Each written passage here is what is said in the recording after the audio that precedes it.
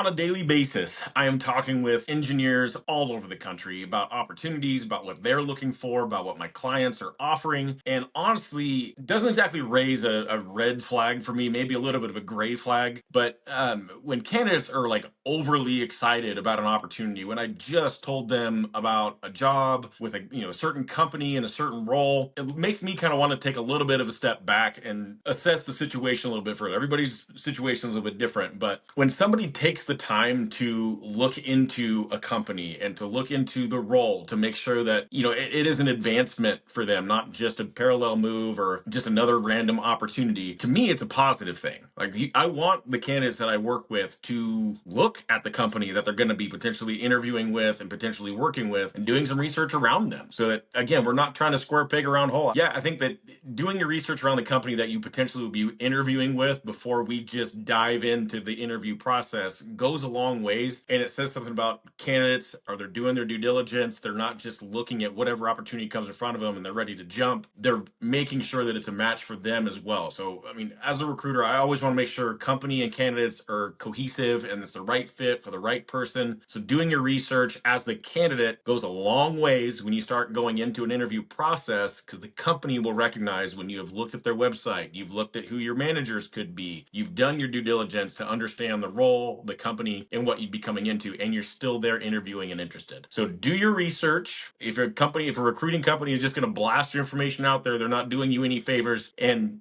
just make sure that you know who your information is going in front of, the companies that you are interested in actually talking to, and those are the ones that you are setting up interviews with.